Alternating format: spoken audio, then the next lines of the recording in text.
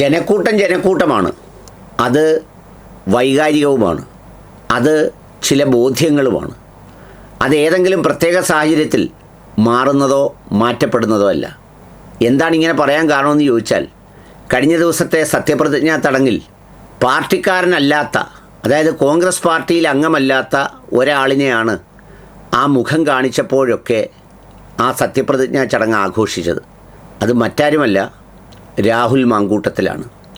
ആ ആഘോഷം ഒരു വശത്ത് നടക്കുമ്പോഴും പിന്നീടാണ് അറിയുന്നത് അവിടെ എത്തിയ റിനി ആൻ ജോർജ് എന്ന് പറഞ്ഞ ഈ രാഹുൽ മാങ്കൂട്ടത്തിൻ്റെ വിഷയത്തിന് തുടക്കം കുറിച്ച, സൂചന നൽകിയ, ഇപ്പോഴും ആസൂത്രിതമാണെന്ന് അണികളിൽ ഒത്തിരി പേരും വിശ്വസിക്കുന്ന അവരെത്തിയപ്പോൾ കൂകി വിളിച്ചാണ് ജനക്കൂട്ടം സ്വീകരിച്ചത്.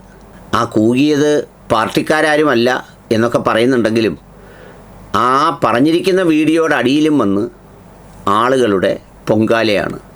നമ്മൾ സാധാരണ വയലാറിൻ്റെ വരിയാണെന്ന് തോന്നുന്നു, അതോ ശ്രീകുമാരൻ തമ്പി സാറിൻ്റെ ആണെന്നോ എന്ന് അറിഞ്ഞുകൂടാ. ഹൃദയ സരസിലെ പ്രണയപുഷ്പമേ എന്ന് പറയുന്നത് പോലെ ഇപ്പോഴും യൂത്ത് കോൺഗ്രസ്സുകാരുടെ ഹൃദയ സരസിലെ ഒരു പ്രണയപുഷ്പം തന്നെയാണ് സാക്ഷാൽ രാഹുൽ മാങ്കൂട്ടത്തിൽ.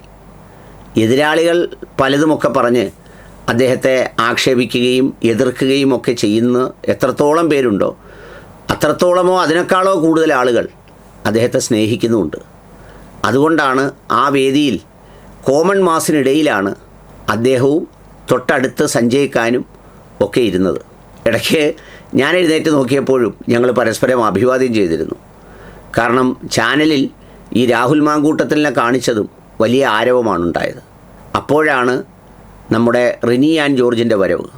റിനിയുടെ പോസ്റ്റുകളെല്ലാം മുഖ്യമന്ത്രി വന്നപ്പോൾ എൻ്റെ ശ്രീ പത്മനാഭൻ ഇനി പത്മനാഭൻ്റെ നാട്ടിൽ എന്നൊക്കെ പറഞ്ഞതിൻ്റെ അടിയിലും വായിക്കാൻ കൊള്ളാവുന്നതും കൊള്ളാത്തതുമായ ഒരു ലോഡ് കമൻറ്റുകളാണ് അതിനടിയിൽ കിടക്കുന്നത്.